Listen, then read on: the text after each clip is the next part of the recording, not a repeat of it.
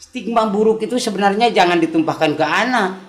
Saya tidak pernah melihat ada tokoh anggota DPR misalnya punya ruang publik, punya sanggar, punya sekolah, jarang sekali. Kalau sekarang mana ada anak tidak naik kelas. Benar. Nah, ketika anak sudah ada di ruang publiknya masing-masing, saya pikir mereka akan menemukan solusi untuk pembentukan dirinya. Oke. Yaitu tadi, yang celaka itu sekarang banyak ruang publik yang dihabiskan.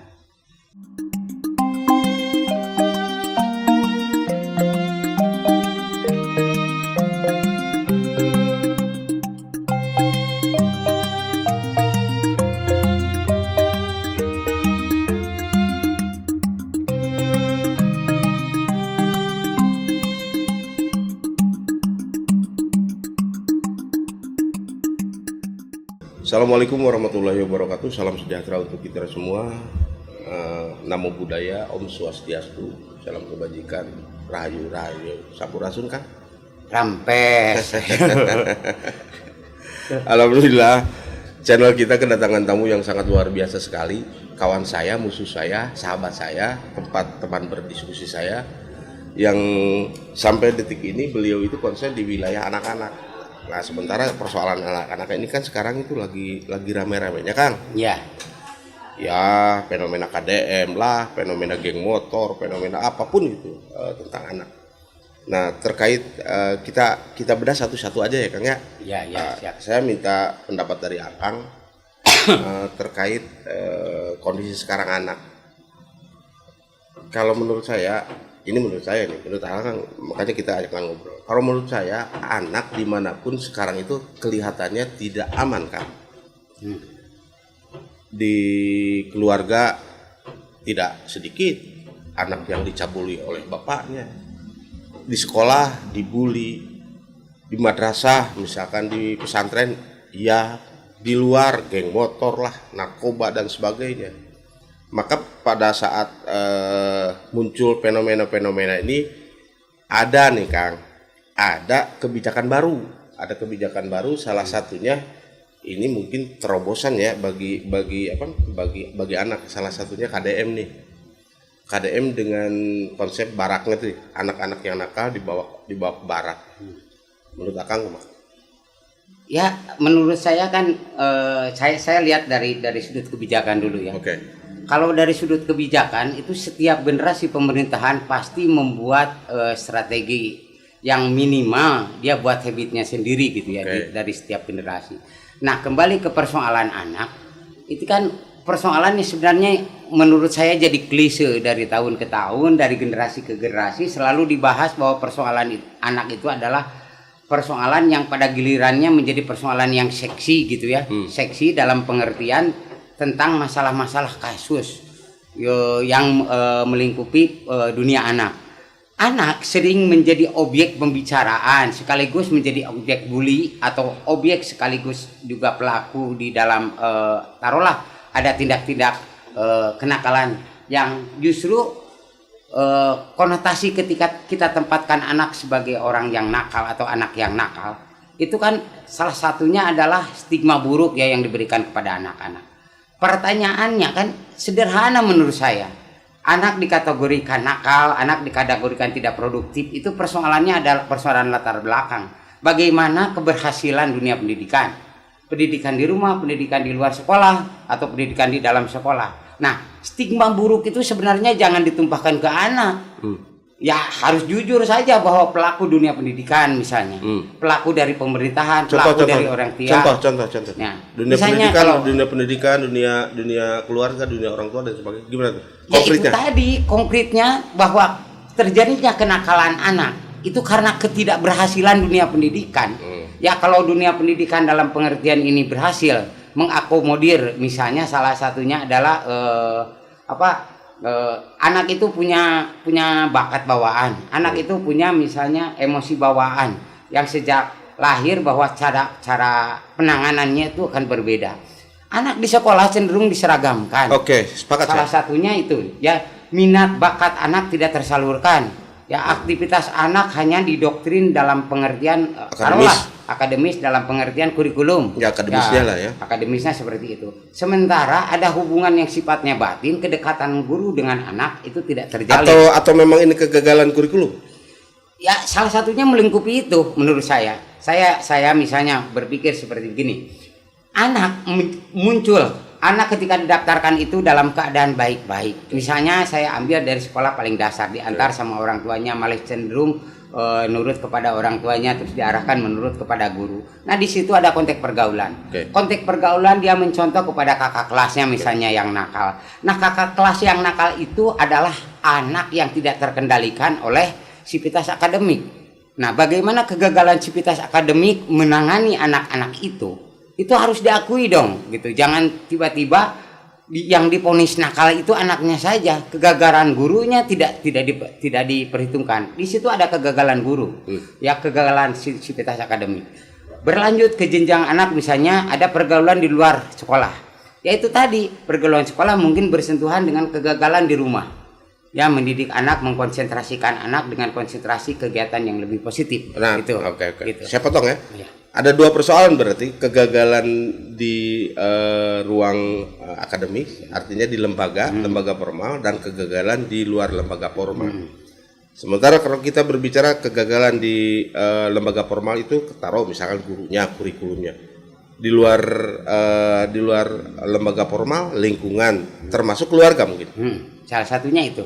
Jadi, terus maksud saya, kira-kira kalau memang seperti itu, artinya dua ruang ini bermasalah, harusnya seperti apa? Ya, itu tadi akar persoalannya kan muncul dari stigma buruk. Contoh paling sederhana, kita kalau mendapat perlakuan buruk, salah satunya jangan perlakuan kasar dalam pengertian fisik. Stigma buruk itu ponis gitu ya. Bully lah ya. Misalnya, ya kasarnya dibully lah. Tiba-tiba kita diperlakukan sebagai anak nakal.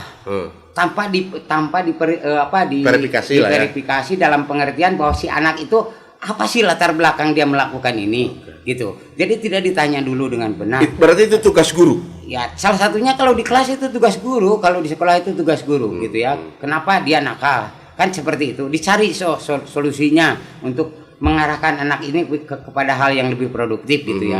Nah, terus juga di rumah juga sama. Kalau tiba-tiba anak kita sebagai bagian dari yang mengalami fase dunia anak itu, kalau tiba-tiba kita diponis oleh orang tua kita sebagai anak nakal, itu yang muncul ke permukaan itu kekecewaan. Dari kekecewaan itu lanjutannya titik akhirnya dia akan membuat pemberontakan, dan pemberontakan itu kalah yang akan menjadi bibit gitu ya dari kenakalan anak selanjutnya. Nah, kekecewaan mereka yang sejak dini harus ditangani gitu. Ya, artinya bahwa perhatian penuh dari pihak keluarga dan pihak sekolah atau lingkungan itu jangan dulu belum apa-apa diponis gitu. Ini anak nakal, ini anak tidak bermanfaat, ini anak ya segala macam lah, hal-hal buruk ditimpakan ke anak. Sementara stigma buruk lainnya, ya, kegagalan dunia pendidikan, kegagalan orang tua itu jarang dibahas. Nah, pada hari ini saya melihat misalnya ada program KDM yang tiba-tiba menggiring stigma buruk anak untuk dibawa ke barak. Di sisi lain saya sepakat bahwa memang harus ada solusi. Harus ada solusi bahwa anak-anak nakal ini kegagalan dunia pendidikan terus digiring oleh program lain diantaranya dengan alasan kan pembentukan karakter dibawa ke barak. Nah, itu intinya sebuah autokritik menurut saya.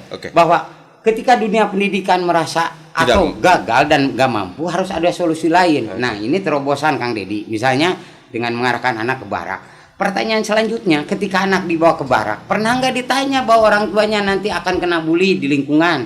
Misalnya sederhana, ketika anak saya dibawa ke barak, tetangga saya menganggap wah kategori anak kita anak nakal. Benar. Itu satu. Benar. Yang kedua, anak itu sendiri di mata rekan-rekannya ketika dia terjaring, dalam masuk kategori itu. Nah, itu sekolah nggak bisa lepas tangan gitu. Sekolah nggak bisa lepas tangan untuk pemulihan psikologi, berarti ya.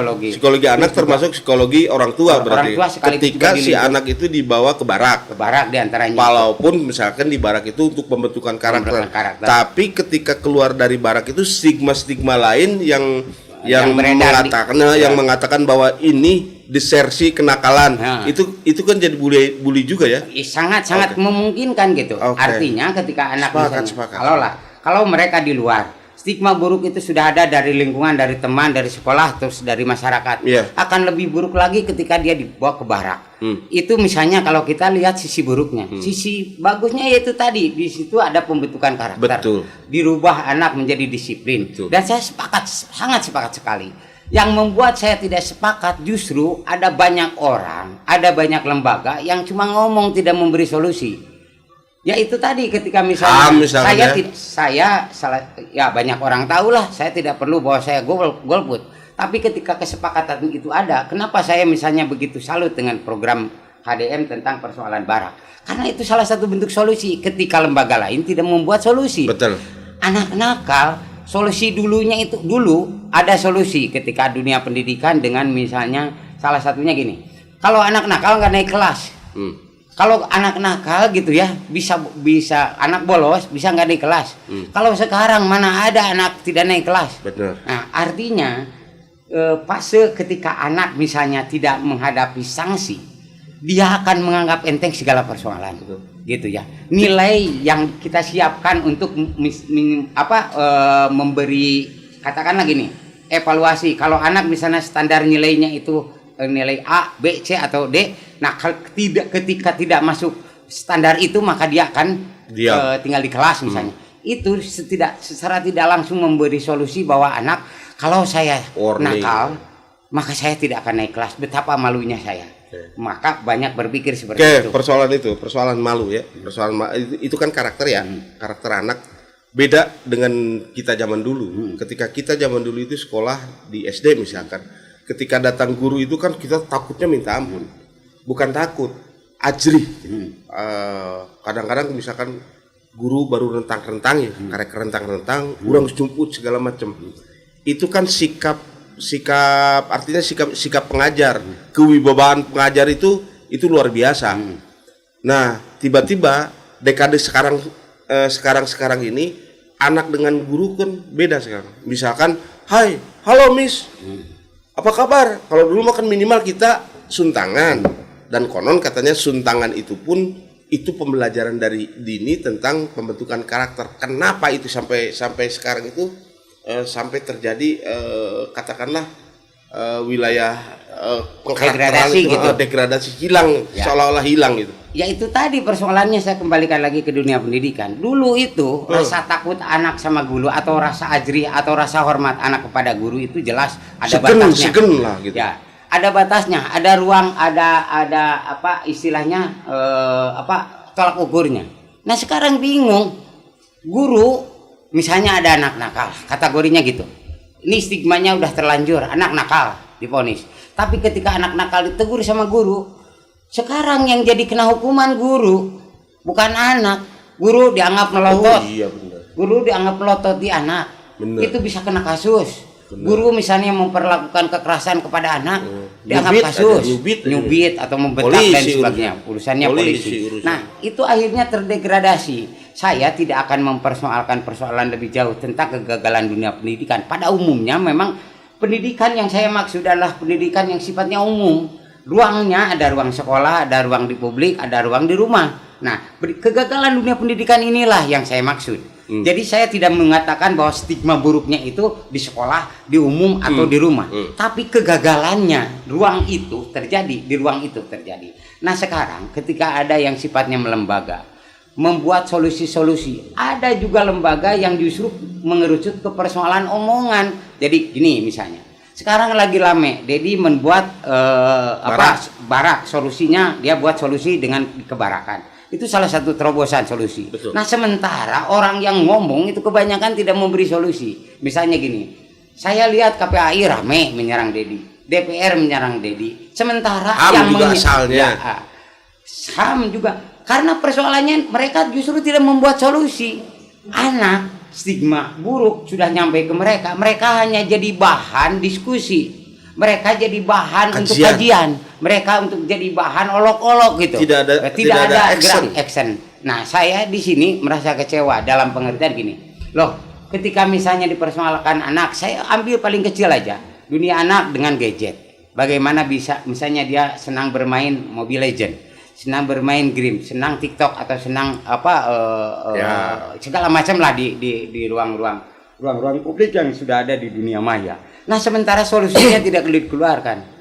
Sebelum program itu berjalan, maaf, saya secara pribadi atau kawan-kawan di sekitar saya itu sudah membuat solusinya, ya, yang tidak berkutat di wilayah diskusi, yaitu tadi, misalnya kita membuat kegiatan-kegiatan di sanggar. Betul. Dan bertahun-tahun, saya kasih contoh misalnya, anak sekolah nih pulang jam 2 atau jam 1. Terus dia ke sekolah agama. Di ruang sekolah agama itu ada ruang lagi pelatihan guru. Nah, di luar ruang pelatihan sama guru ada pelatihan kesenian yang kebetulan kerjasama dengan kita. Kesempatan mereka untuk bergaul atau mempergunakan gadget itu nyaris tidak ada. Sebenarnya selesai itu persoalan. Nah, yang jadi persoalan itu bagaimana anak yang tidak sekolah, misalnya pulang dari sekolah SD, pulang dari SMP, ruang gerak mereka siapa yang mengendalikan di situ?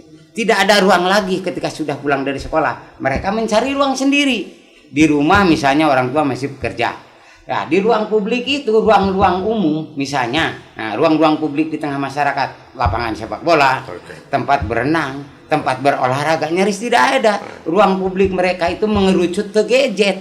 Nah, mereka bisa berkomunikasi dengan kawan-kawan sebayanya itu lewat gadget. Nah, sementara orang yang sudah memilih ruangnya sendiri, diantaranya masuk ke sekolah agama, masuk ke sanggar-sanggar atau ke tempat-tempat pelatihan, mereka relatif aman. Artinya ketika ada stigma buruk, tidak semua anak seperti itu. Nah, yang saya maksud, lembaga yang terkait itu dia hanya akan respect ketika ada kasus. Contohnya misalnya anak kena bully, baru dicarikan solusi. Anak kena pelecehan sosial, dicarikan solusi. Sementara ruang untuk mengantisipasi persoalan itu tidak ada. Saya misalnya di KPAI dengan teman-teman KPAI kota, alhamdulillah sampai hari ini selama 30 tahun, alhamdulillah saya tidak pernah diajak bicara. Tidak pernah saya diajak berdiskusi untuk mengadakan misalnya menangani persoalan-persoalan publik di dunia anak. Kota, ya? Nah, di kota, di kabupaten kita sering ada diskusi, meskipun intensitasnya sangat sedikit, tapi minimal kita pernah bersentuhan solusi anak. Terus juga ruang-ruang yang diciptakan oleh komunitas, yaitu tadi bahwa komunitas ketika mengumpulkan anak-anak yang cenderung berkumpul di ruang publik itu, satu karena kemampuan ekonomi, misalnya anak latihan di ruang tari, anak latihan di ruang-ruang musik karena punya kemampuan finansial. Sementara yang tidak kita tangani adalah anak-anak yang kemampuan sosialnya itu rendah. Finansialnya itu rendah. Nah, bagaimana menjaring mereka? Kan ada lembaga KPAI misalnya menciptakan ruang-ruang publik. Nah, ruang publik yang diciptakan itu saya tidak pernah melihat ada tokoh anggota DPR misalnya punya ruang publik, punya sanggar, punya sekolah, jarang sekali gitu. Terus juga misalnya aktivitas orang-orang di pemerintahan, orang-orang di KPAI, ya realnya apa? Sampai hari ini saya belum pernah diketemukan dengan mereka. Terus juga ketika anak-anak berkumpul di dalam ruang publik itu, rata-rata bukan orang yang bermasalah ternyata yang berkumpul di situ. Adalah orang-orang yang produktif kembali. Sementara ruang orang-orang yang bermasalah itu tidak pernah ada ruangnya bagi mereka. Misalnya anak-anak tentang yang suka motor, apakah difasilitasi untuk ruang berkumpul bagi penggemar motor? Ya, anak-anak yang sudah main gadget misalnya, anak-anak yang suka bermain keluyuran di jalan, itu karena tidak punya ruang untuk mereka, maka mereka mencari ruangnya sendiri. Padahal anak-anak itu kalau diarahkan itu nurut ya? Sangat akan nurut. Saya tidak munafik. Misalnya anak saya nakal, anak Kakang Pahat juga nakal, tapi karena memilih ruang yang tepat atau dipilihkan ruang yang tepat, akhirnya tersalurkan emosi-emosi tertentunya atau aktivitas tertentunya.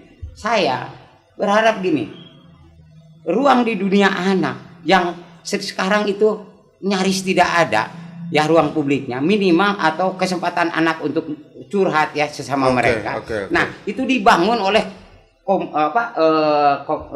lembaga-lembaga yang memang sudah di ACC oleh keberadaannya oleh pemerintah. Misalnya gitu. Terlegitimasi ya, diantaranya ada KPAI, ada Komnas, ada apa. Nah, ruang-ruang mereka itu bukan menjadi ruang alternatif. Bukan, maksudnya ruang antisipasi penanganan kasus, bukan, tapi ruangnya itu adalah solusi wacana. Bukan, maksudnya penanganan, bahwa anak itu antisipasi. Ini karena takut misalnya menjadi geng motor, maka kita sediakan ruang untuk aktualisasi diri mereka. jadi selama ini lembaga-lembaga yang memang berkaitan dengan anak-anak itu tidak mempunyai solusi sebetulnya kalau memang begitu. Tapi kalau ketika ada sebuah proses baru dia bekerja. Baru dia bekerja karena ruangnya itu jadi ruang diskusi. Iya, gitu. makanya gitu. Saya tidak pernah melihat misalnya KPAI mengadakan latihan teater misalnya.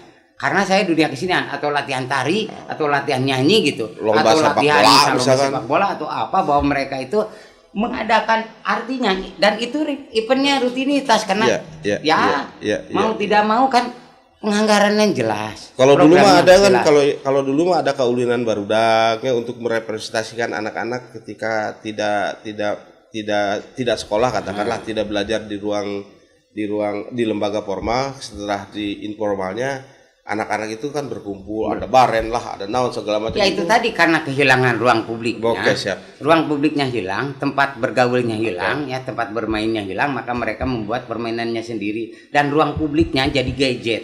Justru berarti yang mericuhkan tentang persoalan anak dan sebagainya itu lembaga-lembaga yang memang ada hubungannya dengan anak ya. Kalau memang saya pikir itu karena mereka sampai hari ini terus terang aja saya kalau dipertemukan dengan teman KPAI, oke lah gitu, kita bisa berdebat gitu, berdiskusi lah ya, berdiskusi dalam pengertian kalau misalnya saling menghujat keberpihakan terhadap anak, ya, bagaimana artinya gini, apa yang diperbuat dan apa yang dilakukan dalam keseharian. Sepakat, ya. Artinya gini, kalau kita hanya berkutat di wilayah penanganan kasus gitu, sementara pencegahannya tidak dilakukan. Nah itu dia. Yang kami lakukan hari ini sampai 30 tahun yang lalu, ya. Ada lembaga-lembaga yang lain dalam pengertian sangat kan itu. Dengan teater bolonnya ya. Ya diantaranya kalau kami di teater bolon. Nah yang lain mungkin di kelompok apa. Sementara lembaga yang disediakan oleh pemerintah, dilegitimasi oleh pemerintah. Ya diantaranya misalnya saya berbicara tentang Komnas, berbicara tentang KPAI misalnya, pendekatannya ke sana. Terus berbicara lagi tentang lembaga yang disediakan sampai ke tingkat internasional masalah penanganan anak. Betul. Konsentrasi mereka tentang konsentrasikan ruang publik untuk anak aja. Ini harus tidak ada. Sekarang gini, saya kasih contoh misalnya ya. Alun-alun yang dulu bisa jadi ruang publik, sekarang jadi ruang taman yang ketika anak menginjak rumput saja itu dilarang. Oke. Lah, mereka kan akhirnya tidak akrab dengan dunianya sendiri. Ya tumbuhan, pohonan, tanah. Dulu itu tempat bermain sepak bola, ada yang menggambar, ada yang melukis, apapun di alun-alun itu bercampur aduk. Misalnya di alun-alun kota, di Dadah atau di mana. Sekarang ruang-ruang publik mereka itu mengerucut gitu. Karena dianggap bahwa itu menjadi kumuh lah. Alasannya apa? Padahal ada ruang yang harus difasilitasi lebih besar, namanya ruang emosi. Emosi batin mereka membutuhkan ruang untuk mengekspresikan diri. Itu. Nah kembali ke persoalan tadi, tradisi kita memponis anak dengan perlakuan, dengan stigma buruk gitu, dengan apapun. Ini mari kita hindari gitu dari persoalan stigma. Berbuatlah sesuatu, membuat solusi, bukan hanya membicarakannya. Kalau anak hanya ada menjadi bagian dari objek pembicaraan, atau anak hanya muncul jadi di ruang-ruang diskusi, jadi bahan bahasan. Sementara solusi bagi mereka tidak pernah dilakukan. Berarti, itu kan konyol. Berarti kita juga sebetulnya memfasilitasi anak untuk nakal. Iya, karena ya minimal kalau misalnya tidak ada anak nakal, itu kan pikiran buruk saja digini. Lah, kalau tidak ada anak nakal, apa pekerjaan mereka untuk mengamati anak-anak? Karena mereka mungkin tidak punya bahan untuk dibicarakan. Gajinya gede. Ya. Nah, hal-hal seperti itu. Dan gajinya gede loh. Ya mungkin saja sangat gede karena difasilitasi oleh pemerintah. Ada itu di media-media itu tercatat sampai 20 sekianan. Ya. Bahkan kemarin itu Menteri HAM itu kan mintanya hampir 10 triliun kemarin atau 20 triliun. Ya kan kemarin. Ya, Julius Bigay. Itu karena apa? Mereka beranggapan bahwa program ini harus penanganan yang lebih besar. Peduli amat lah. Yang paling penting bagi saya soal mereka mau minta berapapun, tapi real dong. Saya misalnya secara pribadi, baik secara nasional pun lokal, ketika bersentuhan dengan lembaga pun belum pernah. Misalnya gini, kalau ditanya teater bolon apa aktivitasnya, ini ruang publiknya untuk teater bolon, ini anak-anaknya, ini sekretariatnya, ini aktivitasnya. Dan sudah dibuktikan bahwa teater bolon itu menjadi pilot project. Salah satu contohnya kan masuk ke Kikandi ya. Ya ketika masuk ke acara Kick Andi di salah satu TV itu kan prestasi sebetulnya, dan itu sebetulnya di Tasik itu sudah ada model. Kalau memang boleh saya sombong-sombongan, ya teater bolon itu menjadi model sebetulnya untuk penanggulangan anak, ya dalam tanda petik bukan penanggulangan, ya pencegahan untuk masuk wilayah-wilayah itu teh sebetulnya mah ada aktivitas anak-anak, dan memang ya saya juga salah satu pengikut teater bolon, artinya perkembangan teater bolon dari mulai awal sampai sekarang, dan memang itu luar biasa, sampai menelurkan komunitas-komunitas lain yang memang jebolan-jebolan teater bolon. Iya. Nah, saya tidak, artinya gini, supaya tidak ngerucut ke persoalan teater bolon dikotomi tentang bagus. Enggak, ini mah sebagai percontohan saja, karena memang itu memang konkret gitu kan. Saya gini, kenapa tidak dibawa menjadi sebuah pilot project atau memang kan sekarang itu ada kurikulum muatan lokal kan, muatan lokal. Kenapa tidak itu diadopsi lah, minimal diadopsi, dijadikan program di sekolah formal itu menjadi muatan lokal gitu maksudnya kan? Maksud saya gini, justru itu kan relatif ya, sangat relatif. Silahkan itu sudut pandang orang lain tentang komunitas dalam pengertian komunitas yang saya bawahi. Tapi saya lebih berpikir tentang urusan luasnya, yaitu tadi bagaimana ketika lembaga itu menciptakan ruang bagi anak-anak yang tidak terakomodir di lembaganya, di sanggar atau di komunitas. Nah, ruang mereka yang hilang itu ada pengelolaannya, yaitu di lembaga yang diciptakan oleh pemerintah, salah satunya di Komnas. Terus yang kedua di KPAI misalnya. KPAI itu punya ruang publik untuk mereka berkumpul. Harusnya seperti itu gitu. Bagaimana misalnya aktivitas autokritik bagi saya, sekali lagi, saya sering kena vonis misalnya amang galak, amang bedegong, amang kasar dan sebagainya. Tapi saya tidak pernah dipertemukan dengan tokoh-tokoh seperti mereka untuk berbicara tentang solusi kenakalan anak. Misalnya bagaimana stigma-stigma itu tidak muncul. Nah, sementara aktivitas yang kami lakukan atau teman-teman lakukan, teman-teman komunitas lainnya lakukan, itu kan independen, tidak di ruang-ruang yang diciptakan oleh pemerintah. Sementara ruang-ruang yang diciptakan oleh pemerintah atau lembaga yang diciptakan pemerintah itu apa coba? Kalau dulu misalnya, dulu pernah Dinas Kebudayaan itu ada ruang publiknya. Kalau kita latihan kebudayaan ada di situ, ruang latihan tari, ruang latihan musik, ruang apa. Waktu PDK dulu waktu ada PDK. Gitu misalnya di sekitaran Hajet itu ada. Terus ada apa kantor kebudayaan gitu. Terus ada di situ teh LPK dulu tuh yang tempat kita mentas apa sih, gedung apa? Ya diantaranya apalah yang di sini yang di sekarang SMA 5 gitu ya depannya. Bukan yang bukan yang sekarang itu di dekat dinas pendidikan kota tuh ada gedung apa? Ya itu tadi dulu itu seperti ruang-ruang seperti itu yang diciptakan, justru yang diadakan, dan di situ disediakan instrukturnya. Iya, gitu, latihan apapun di situ dan terjadwal. Terus juga ruang-ruang pelatihan, misalnya ruang pelatihan. Contoh gini, saya kalau melihat misalnya mereka, yaitu tadi lembaga inilah yang sebenarnya harus ya bertanggung jawab dong. Ya salah satunya pertanggungjawaban, karena mereka kalau misalnya saya kembalikan lagi ke persoalan Kang Deddy membuat solusi dengan mengumpulkan anak di barak, itu kan jelas sekali karena memang tidak ada ruang lagi selain di barak. Coba solusi anak itu mau dibawa kemana? Dibawa ke Komnas, dibawa ke penjara gitu, atau misalnya dibawa ke lapangan sepak bola gitu. Oke. Menarik nih Kang Deddy. Kan dari satu lembaga yang memang berkompeten atau yang memang menaungi tentang perlindungan anak itu kan ngomongnya begini. Ketika Kang Deddy membuat program sekolah di barak atau di militerisasi, bukan seperti itu, program di barak, sebetulnya mah Kang Deddy salah katanya. Pada saat itu sebenarnya mah ada kurang lebih anak-anak 250 orang lah atau 215 orang yang memang anak itu sudah diponis. Artinya sudah dihukum, diponis ingkrah. Dihukum itu ada 215 orang. Kenapa enggak itu yang dijadikan pilot project, bukan yang geng motor ini? Ada salah satunya mungkin pembelaan mereka seperti itu. Loh, kalau memang seperti itu masih silakan atuh gitu kan gitu. Artinya lembaga yang berkompeten itu jangan hanya bercuap-cuap saja, tapi juga harus konkret minimal. Nah kan real, Anda katakan barusan cuap-cuap. Iya. Mereka kan tidak membuat ruang, kata saya Iya. juga. Nah, Pelatihan yang mereka adakan. betul. Ya. Nah ketika misalnya, sekali lagi saya tidak dalam keberpihakan saya sebagai kepada Kang Deddy. Keberpihakan saya pada solusi. Keberpihakan saya pada solusi. Apapun bentuk solusinya itu akan lebih baik daripada ngomong yang panjang lebar gitu ya. Misalnya gini, Deddy Mulyadi mengadakan solusi dan direspon oleh misalnya Bupati Purwakarta. Terus yang pertama mengadakan itu Purwakarta, misalnya Lampung, jalan. kalau tidak salah. Terus berjalan.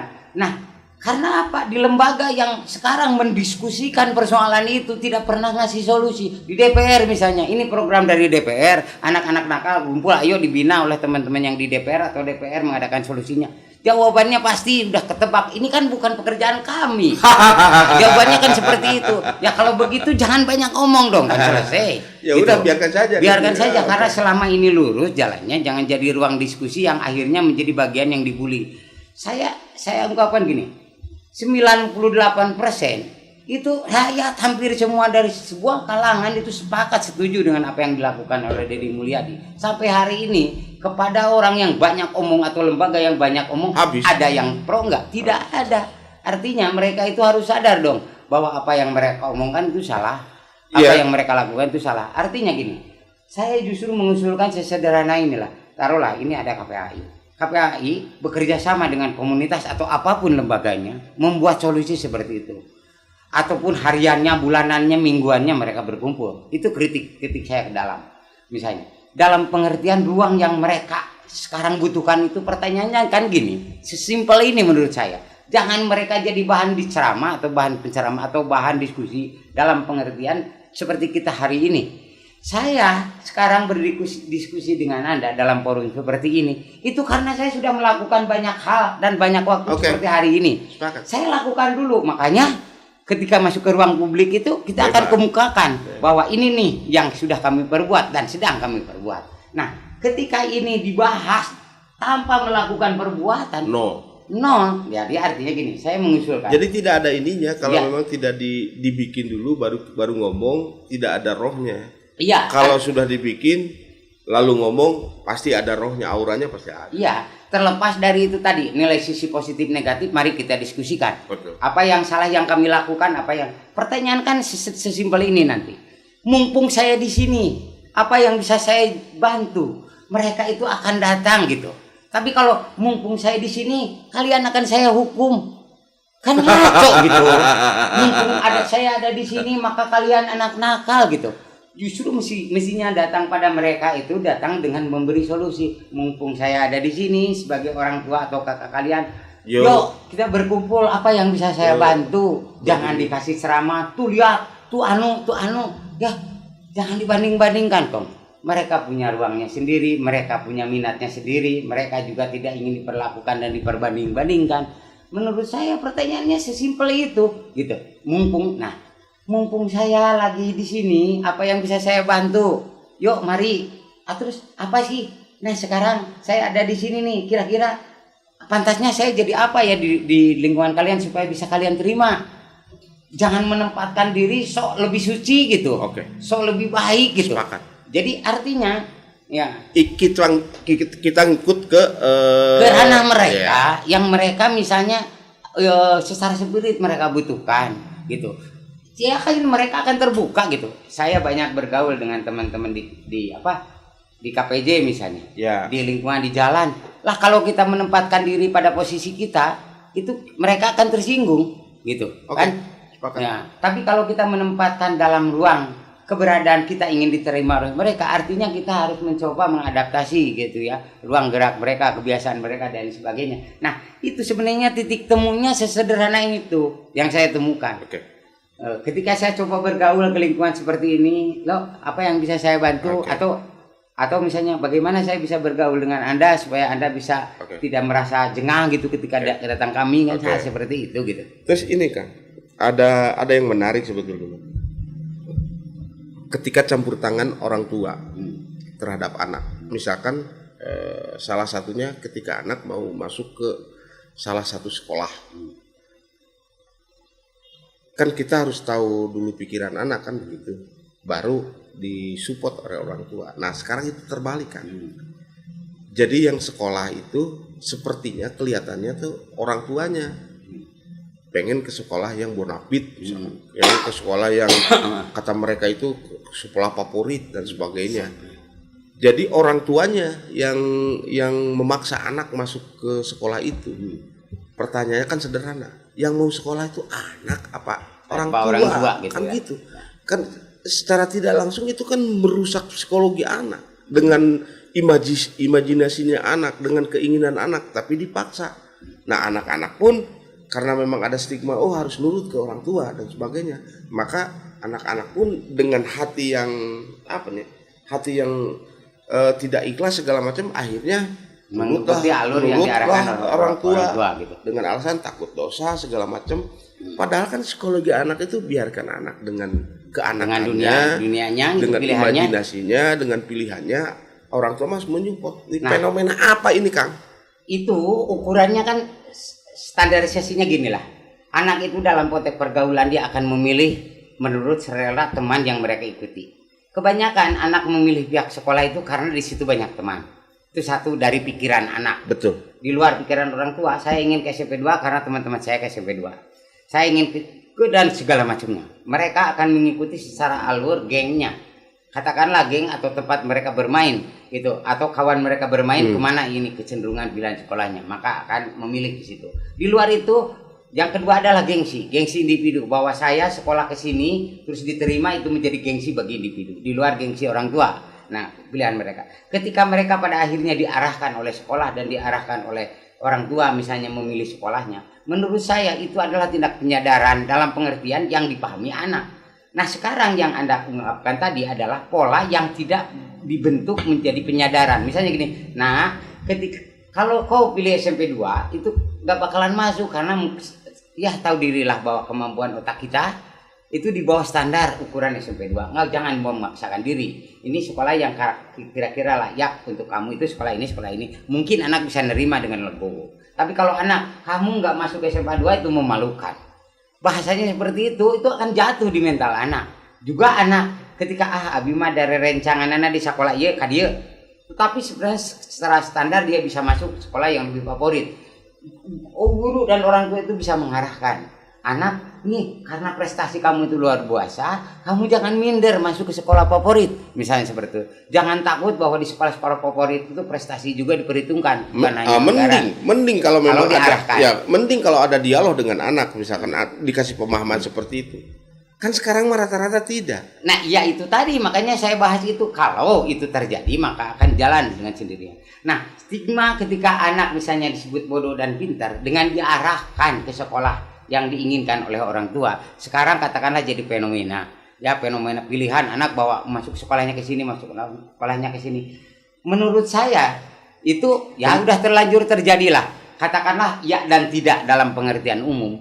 Tapi saya lebih cenderung kepada dua pilihan itu tadi. Pilihan anak tentang bagaimana dia bergaul dengan kawannya dan kawannya memilih sekolah yang pada akhirnya dia ikuti. Yang kedua, pilihan pribadinya sebagai bagian dari gengsi individunya. Nah, yang harus diakomodir awal itu oleh orang tua. Kawan-kawannya ini kemana? Pilihan anaknya kemana? Lalu orang tua mengarahkan. Itu sebentuk solusi. Solusi. Nah, kalau misalnya bentukannya yang kedua tadi, bahwa anak dipaksa dan digiring oleh orang tua karena rasa takut misalnya dengan pergaulan, gitu. Saya mau tanya sekarang. Oke, jujur-jujurlah. Kenakalan remaja, ya pada akhirnya kenakalan anak, ujung pangkalnya itu di sekolah mana? Di sekolah favorit kah? Atau di sekolah-sekolah yang terpinggirkan? Favorit. Itu di sekolah favorit semua. Favorit. Artinya bahwa anak-anak di situ mungkin tidak ada ruang bagi mereka ketika misalnya dengan sederet peraturan, ya terus juga ruang ruang belajarnya yang begitu padat, akhirnya mereka tidak punya ruang ekspresi ketika keluar ke sekolah, memberontak lah, jadi bolos atau jadi apa? Karena memang ruang mereka sempit, nyaris tidak ada, merasa terisolir dan sebagainya gitu ya. Terjajal dengan artinya di situ kan bisa dinyatakan bahwa ya itu tadi, ketika misalnya gini, dulu mau masuk SMP itu ujian dulu, testing dulu. Ya. Itu akhirnya di situ ada verifikasi khusus ketika anak misalnya dengan standarisasi NEM. Ada standar bahwa anak yang akan lulus itu masuk ke negeri misalnya dengan nilai sekian. Nah, anak-anak yang tidak mampu dengan prestasi intelektualnya akan terpinggirkan. Itu bukan dikotomi bahwa anak masuk negeri itu harus berkualitas dengan nilai yang standarnya tinggi. Anak yang tidak mampu standarnya ke sekolah rendah, anak yang bodoh ke sekolah rendah. Nah, negara membuat peraturan bahwa tidak ada perbedaan antara dikotomi pintar dan bodoh, maka dipisahkan. Anak itu masuk ke sekolahnya dibebaskan, silahkan memilih dengan sistem sekarang itu lagi musim zonasi misalnya. Terserahlah. Yang paling penting tidak ada dikotomi tentang anak pintar, anak bodoh. Karena anak bodoh, maka kamu tidak masuk sekolah negeri.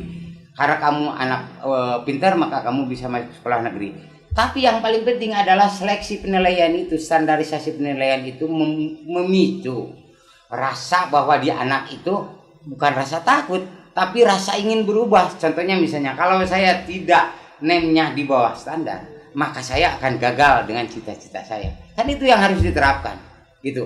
Misalnya kalau standarisasinya masuk bersaing SMP, secara positif ya, lah ya. positif kan, penanaman pemikiran positif. Nah sekarang aneh saya. Anak belum ujian, anak belum TPB sudah diterima di sekolah-sekolah negeri, sudah diterima di sekolah-sekolah yang favorit gitu. Terus seleksinya itu standarnya apa? Nah, ada standarnya katanya dari mulai masuk kelas 1 sampai semester 5. Nah, standarisasi ujian mah nantilah susulan TPB dan sebagainya gitu ya. Anak itu diseleksi berdasarkan nilai di 5 semester itu masuk bisa ke negeri, bisa ke sekolah pilihannya masing-masing gitu ya. Celakanya, nah sekarang konteks kebangkrutan pihak swasta itu kebanyakan di situ. Anak masuk semua berbondong-bondong ke negeri dan negeri membuat aturan dengan benar. Belum lagi nih saya menemukan kasus tapi masih dalam tahap pemantauan. Kalau di pikiran saya berpikir apakah itu terjadi dan tidak. Sanksinya tidak berjalan. Yaitu tadi ketika anak dihadapkan dengan sanksi dalam pengertian bukan hukuman, sanksi di situ adalah peringatan bahwa ini loh, untuk kamu bisa selamat ini jenjangnya. Itu tidak ditempuh, ya. Tidak ditempuh, akhirnya anak biar aja masuk. Ya, diseleksi berdasarkan standarisasi sekolah secara umum lah. Nah, terus misalnya komunikasi antar sekolah dengan sekolah lanjutannya itu dijalankan. Nah, belum lagi ada yang nego di belakang. Ya, misalnya anak murid saya masuk ke sini bisa diterima dan 3, belum lagi nego yang orang tua gitu, belum lagi. Nah, sementara proses penyaringannya itu udah mulai dikikis gitu. Yaitu tadi tidak adanya seleksi misalnya ya. Kalau mau kan ada ujian tuh, ada seleksi, atau misalnya masuk ke sekolah itu ada jenjang misalnya ketika kalau kita dulu testing bahasanya. Nah itu sekarang menyusut hal-hal seperti itu. Nah pikiran saya udahlah, itu urusan mereka mengelola dunia pendidikannya atau cara sistem pendidikannya. Yang paling penting sekarang kita ngerucut aja. Ketika anak sudah ada di ruang publiknya masing-masing, saya pikir mereka akan menemukan solusi untuk pembentukan dirinya. Yaitu tadi yang celaka itu sekarang banyak ruang publik yang dihabiskan, banyak lembaga-lembaga yang justru berkutat di wilayah diskusi gitu, di wilayah seminar tanpa memberikan solusi. Dan cilakanya apakah mereka yang berbicara banyak lebar itu terjun ke dunia lapangan mereka langsung. Nah bagaimana bisanya bertemu dengan orang kotor ya, rujit dan lain sebagainya, bertemu dengan anak-anak yang nakal dan sebagainya. Kan mereka hanya membuat ponis saja. Bahkan di belakang layar, jangan-jangan mereka yang melakukan itu, mereka yang diponis melakukan hal seperti itu sebenarnya sebagai bentuk protes. Karena memang tidak diberi ruang, maka mereka membuat protes gitu. Ya, bentuk pemberontakan mereka misalnya bergerombol jadi geng motor, seperti itu misalnya. Ada ruang-ruang kosong yang tidak dimasuki, atau ruang-ruang kosong yang memang tidak dimasuki, tidak terakomodir. Ya, ruang-ruang kosong di anak itu tidak termasuki oleh tadi itu, oleh misalkan karakter, salah satunya pembentukan karakter, salah satunya ruang-ruang publik. Kan kalau misalkan di tempat lembaga-lembaga formal itu karena katanya tadi tidak ada ruang publik, sementara anak itu perlu ruang publik. Nah, ruang publik ini anggap saja ruang kosong di diri anak itu, tidak tertuangkan, ruang-ruang kosong itu tidak terekspresikan mungkin ya. Ya itu tadi misalnya gini, sekali lagi saya mengkritisi KPAI. Program di KPAI itu tersosialisasikan atau tidak bagi anak-anak, sementara mereka adalah ruang untuk lembaga untuk penanganan kasus-kasus anak. Misalnya bahwa di KPAI itu ada program ini, ada program ini, dan mereka itu begitu akrab dengan program itu. Misalnya kita ke pesantren, kalau ke pesantren itu programnya misalnya ngaji ABCD, di kepalanya itu udah pusing, kayaknya saya akan stres masuk pesantren, saya akan stres masuk ini. Tapi ketika mereka disosialisasikan, katakanlah geng motor misalnya, atau apa komunitas apa, tapi sosialisasinya begitu masif, mereka akhirnya tertarik. Nah, sementara solusi yang dibuat oleh lembaga-lembaga terkait itu tidak pernah tersampaikan dengan benar ke dunia anak. Bagaimana misalnya, yo anak-anak berkumpul di sini, kalian bisa bermain game dan berprestasi.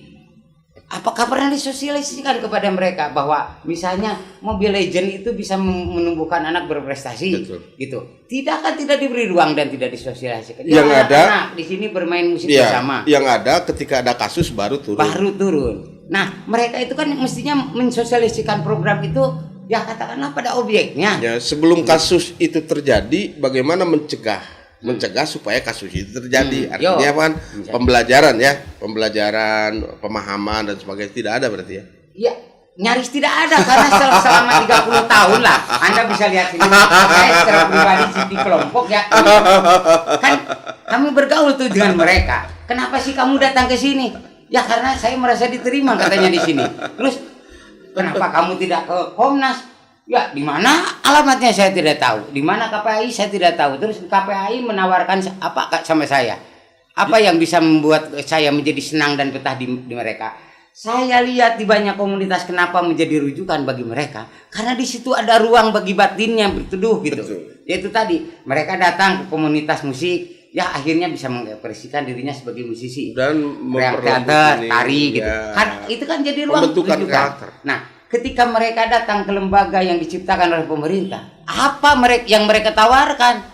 Apakah di situ ada kursus membaca, membatik, belajar tari, bermain musik, main drama? Kan nyaris tidak ada. Oke, siap. Gitu. Saya paham. Poinnya sudah saya ketangkap. Artinya ya ketangkap lah poinnya. Ternyata jangan omon-omon saja. Iya, ya itu. Harus ada tindak lanjut gitu mungkin. Ya, gitu. Oke, saya simpulkan ya. Ya, oke. Baik pemirsa, ternyata dunia anak itu menarik sekali. Ada ruang-ruang kosong anak yang memang mereka tidak terpenuhi. Dan solusinya tadi sudah dibilang oleh bapak kita, ya bapak anak-anak lah. Ya ini mah kan di stigma bahwa rajana budak di Tasik mah sudah terstigma seperti itu. Jadi beliau ini sudah malang melintang di dunia anak dan sudah sampai beliau itu sudah menelurkan anak-anak yang dididiknya itu menjadi pejabat, ada yang menjadi pejabat, ada yang menjadi tentara, ada yang menjadi guru dan alhamdulillah luar biasa sukses sekali. Jadi persoalan anak itu bukan persoalan lembaga saja. Persoalan anak itu dari hulu sampai ke hilir, dari keluarga sampai lembaga formal termasuk lembaga informal. Begitu. Kenapa kita berbicara anak ini semata-mata berbicara tentang bonus demografi. Anak-anak sekarang ini nanti kalau dibina secara etika, moral, terus karakternya sudah bagus, nanti di tahun 2045 itu niscaya Indonesia emas itu akan tercapai, bukan Indonesia cemas. Sampai jumpa di podcast yang selanjutnya dengan episode yang lain lagi. Assalamualaikum warahmatullahi wabarakatuh.